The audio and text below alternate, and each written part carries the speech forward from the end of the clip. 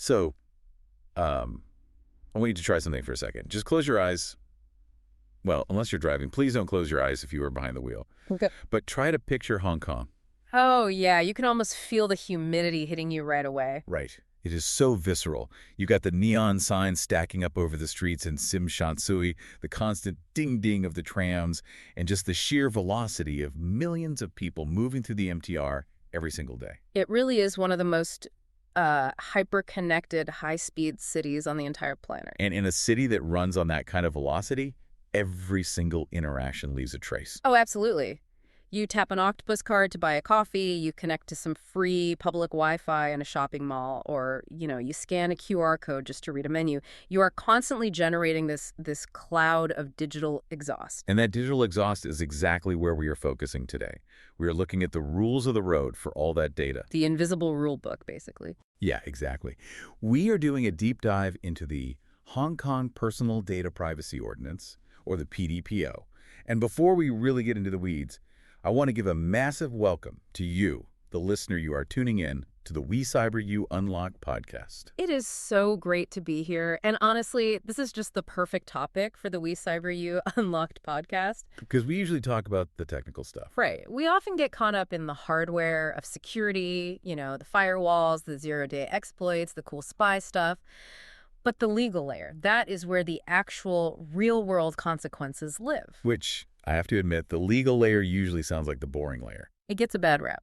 It does. I feel like when people hear the phrase data privacy ordinance, their eyes just glaze over and they think, well, wake me up when the hackers arrive. Yeah, they think it's just a compliance checklist for the legal department. But reading through our sources for this deep dive, I realized this isn't just for lawyers. It feels like if you run a marketing campaign, if you manage HR files, or, frankly, if you are just a citizen trying to keep your identity safe, this applies directly to you. It applies to everyone. The law uses this specific term, data user, which sounds a bit technical, almost robotic. Below sci-fi. Yeah, but it effectively covers both the private and public sectors. So whether you are a massive global bank in Central or just a small two-person startup in Cyberport or even a government department, if you control the collection and processing of data, you are on the hook. So our mission today is to decode this ordinance. We need to understand how personal data is collected, how it is legally allowed to be used, and the mechanisms in place to protect it, especially in a landscape defined by massive cross-border data flows. And we really need to understand the risks, because in a financial hub like Hong Kong, data isn't just administrative paperwork. It's money. It is an asset class. And where you have highly valuable assets, you have cyber risks. The PDPO is essentially the baseline shield against those risks. Let's start at ground zero then, the actual definition. When the PDPO says personal data, what are the actual boundaries? Because I feel like most people assume it just means their Hong Kong ID number and their name. Maybe their phone number, too. All right. And that is actually the most common trap organizations fall into. They think, oh, we scrubbed the names from this database, so we are safe. It's anonymous. But it's not. Not necessarily. The source material is very explicit here. To count as personal data under the law, it needs to satisfy 3 specific criteria. First, it has to relate to a living individual. Okay, so probate law is different. No privacy rights for the deceased. Correct. Second, and this is the really big one, it must be practicable to verify the identity of the individual from that data, either directly or indirectly. Indirectly. Yes. And third, the data has to exist in a form that allows access or processing. It is that indirect part that really catches my eye. I mean, direct identification is obvious. My name is my name. But what does indirect identification actually look like in the real world? Think about those digital breadcrumbs we mentioned earlier. An IP address, for example. Okay. On its own, a string of numbers like 192.268. whatever might not look like personal data to you or me. But if an internet service provider can link that specific IP address to your billing account, your home address, and your browsing history, suddenly that random string of numbers identifies you. Wow. So for a tech company that's just tracking user behavior, even if they aren't asking for a name or an email, if they're logging IP addresses and device IDs, they're likely processing personal data. In many cases, yes. It creates what security professionals call a mosaic effect. A mosaic effect. Exactly. One piece of tile doesn't make a picture. But if you have enough pieces, an IP address here, a location tag there, a specific device type, you can build a crystal clear picture of a specific human being. That is slightly terrifying. It is just the reality of the digital age. The PDPO covers online identifiers, visuals like photographs or CCTV footage, and obviously the highly sensitive stuff. Health records, employment history, credit data. If you can follow the thread back to a specific human, the PDPO likely applies. Which creates just a massive surface area for compliance. It is not just a locked file cabinet anymore. It is your server logs. It is your security camera footage. Right, and it completely changes the way you have to think about IT architecture. You can't just build a system and then sprinkle privacy on top later like seasoning. It has to be baked into the recipe from day one. Which perfectly brings us to the architecture of the law itself. Our sources highlight 6 core principles that govern all this. They call them the Data Protection Principles, or DPPs. Think of the DPPs as the complete life cycle of data, from the moment it is born, meaning when it's collected, to the moment it dies, when it is securely deleted. I really like that framing. Let's walk through this life cycle. Principle 1 is purpose and manner of collection. This seems like the ultimate gatekeeper. It is. This principle says you absolutely cannot just hoard data because you think you might need it later. You need a lawful purpose. And you have to collect it fairly. Fairly meaning what? Meaning you can't bug someone's office or trick them into giving up their personal details through deception. But here's the friction point I see. The law mentions a notice requirement. We have all seen those personal information collection statements. You know, the tiny microscopic text at the bottom of a form or the annoying pop-up we all just blindly click accept on. We all do it. Be honest with me. Is that actually effective transparency, or is it just legal armor for the company? That is the eternal debate in data privacy. Legally, the strict requirement is that the user must be informed of how the data will be used and to whom it might be transferred. Whether users actually sit down and read a 20-page terms of service is an entirely different issue. Right. But from a compliance standpoint, if a company fails to provide that notice, or if they intentionally hide it or make it overly confusing, they are violating DPP-1. You cannot collect data in the dark. So if I sign up for a weekly newsletter, you have to tell me, we are using this email to send you news. And you can't just secretly decide to use it to profile my credit score behind my back. Spot on. That would be collecting data for one stated purpose and using it for another, which actually bleeds into Principle 3. But let's stick to the chronological life cycle. Okay, so we've collected the data legally. Right. Now, Principle 2 kicks in. Accuracy and retention. Accuracy seems pretty straightforward. Don't have wrong info. If I moved house, update my address so you don't send my bank statements to a stranger. Yeah.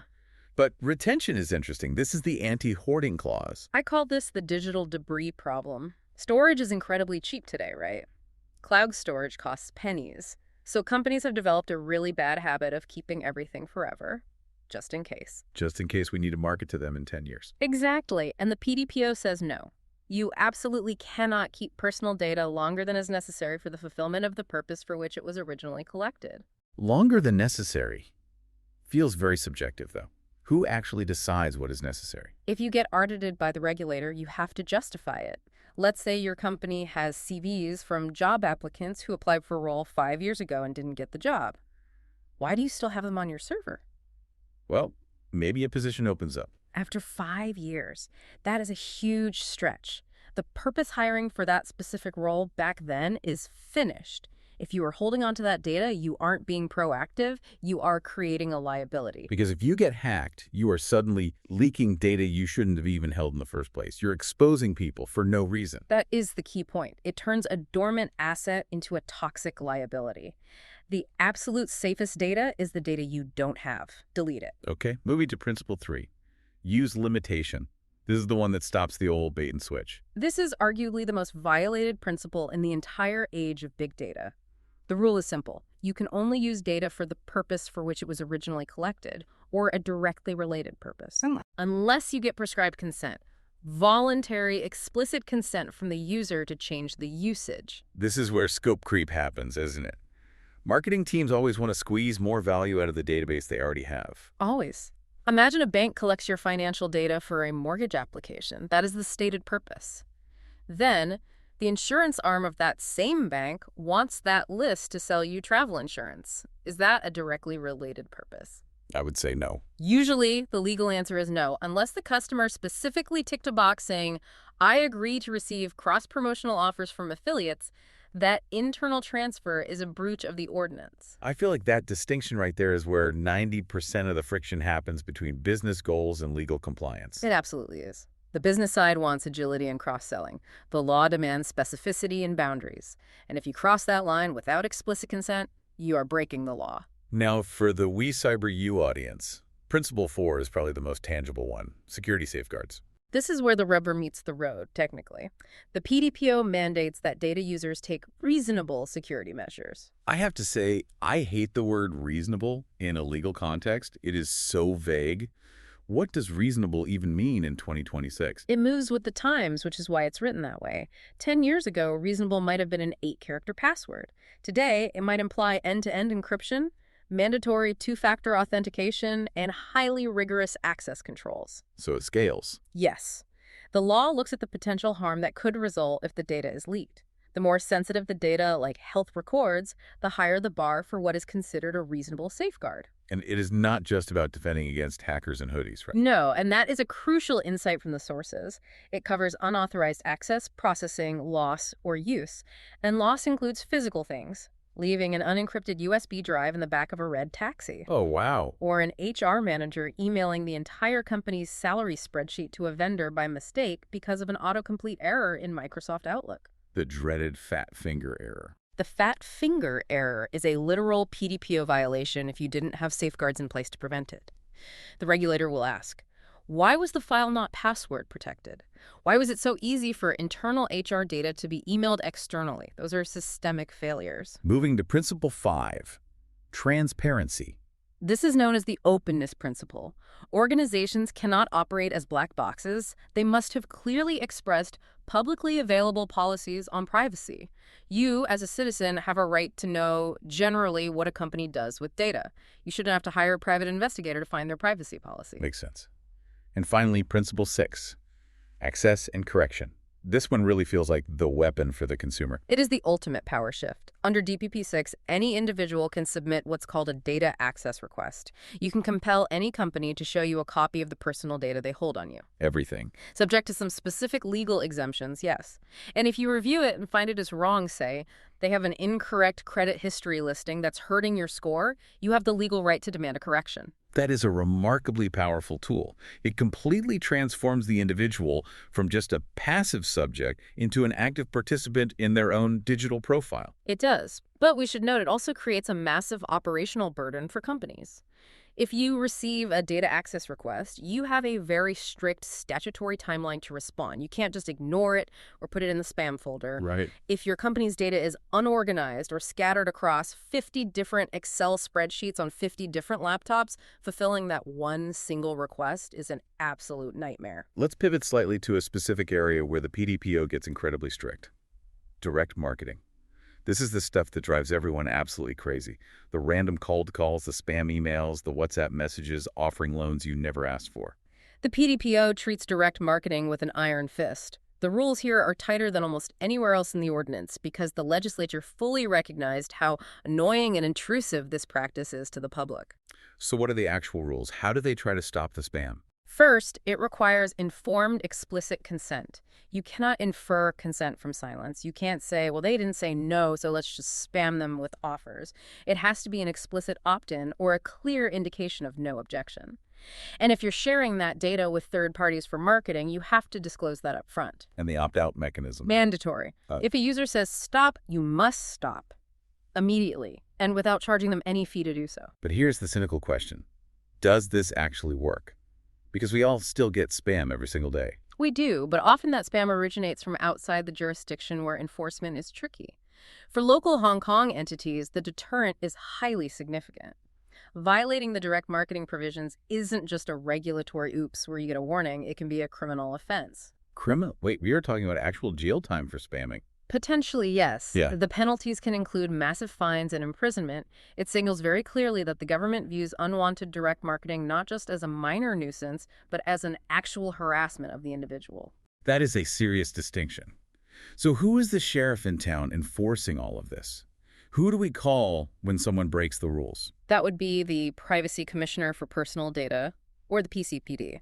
They are the independent statutory body tasked with overseeing the implementation and enforcement of the PDPO. And what is their toolkit? Do they just write angry letters to non-compliant companies? They have real teeth. They actively investigate complaints. If you feel your data was mishandled, you file a complaint directly with them.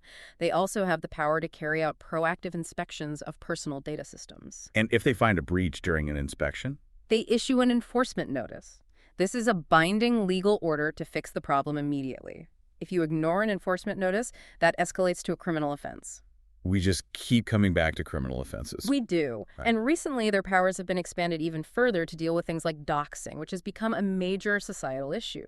But fundamentally, the PCPD can impose fines, and for serious, repeated offenses, they refer cases to the police for prosecution. But beyond the fines, which, let's be totally honest, for a massive multinational bank might just be a rounding error on their balance sheet, is there a bigger threat? Reputation. In Hong Kong, trust is the ultimate currency. The PCPD often publishes public reports on their investigations. Being named and shamed as a company that plays fast and loose with customer privacy, that damage is often far costlier than any fine. It erodes brand equity instantly. Especially in a financial market like this. If I don't trust you with my email address, I am definitely not trusting you with my money. That is exactly the connection. In a modern digital economy, data security is a direct proxy for overall competence. If you can't keep my basic contact info safe, why on earth should I believe you can keep my investment portfolio safe? So zooming out a bit, why does this specific framework matter so much for Hong Kong? Every major country has a GDPR equivalent now. What is the so what for this particular city? You have to look at Hong Kong's unique role globally. It acts as a super connector. It is the primary gateway between the East and the West. The sheer volume of cross-border data transfer happening here every second is staggering. You have data flowing to mainland China, data flowing to Europe, data flowing to the US. So the PDPO acts as a sort of diplomatic bridge. It has to. If Hong Kong's data laws were perceived as weak, international partners simply wouldn't trust moving data through here. The European Union, for example, looks very closely at whether a jurisdiction has adequate protection before allowing data transfers. By maintaining a highly robust PDPO, Hong Kong safeguards its very status as a premier digital financial hub. It's infrastructure. Yeah. Just like the physical airport or the MTR we talked about. The legal framework is digital infrastructure. That is a brilliant way to put it. It is not red tape. It is the core governance layer that allows the digital economy to function at high speed without collapsing into total chaos. And for the people listening, whether they are C-suite executives, IT managers, or marketers, this really shifts the mindset. Privacy isn't a nice-to-have feature. It is a core operational requirement. And it is an ethical one. At the end of the day, that data we keep talking about in abstract terms, it is a representation of our real human life. Your health records, your financial history, your location data, that is your life story. Protecting that is about basic human dignity just as much as it is about legal compliance. I think that is the perfect key takeaway. We started this deep dive talking about neon lights and footprints. The PDPO is essentially saying, you are allowed to leave digital footprints, but you own them. And the people watching those footprints have a strict duty of care. Spot on. We have covered a lot of ground today. We broke down the definition of personal data. Remember, watch out for those indirect identifiers like IP addresses. We walked through the 6 core principles: collection, accuracy, use limitation, security, openness, and access. And we saw the real teeth behind the enforcement of direct marketing rules. Yeah. It is a highly comprehensive framework. It requires constant vigilance from everyone involved. As we wrap up this deep dive, I want to leave you, our listener, with a thought to chew on. We often think of privacy laws as things that slow us down, speed bumps in the great race for innovation and profit. But in a city entirely defined by speed, maybe the PDPO suggests something totally counterintuitive. Maybe slowing down to ensure privacy isn't just good ethics. Maybe it is the only way to build a car that doesn't inevitably crash. The companies that actually survive and thrive in the next decade will be the ones that realize data is a liability to be protected, not just an asset to be endlessly exploited. Ask yourself today, does your own organization treat data like gold to be guarded, or like toxic waste left in the corner? The answer to that question might determine if you end up in the boardroom or the courtroom. A very sobering thought to end on. A huge thank you to everyone for listening. This has been the WeCyberYou Unlocked podcast. And please, if you found this discussion valuable, make sure to follow the channel and visit WeCyberYou.com for more educational cybersecurity content like this. We will see you on the next deep dive. Stay secure, everyone. Goodbye.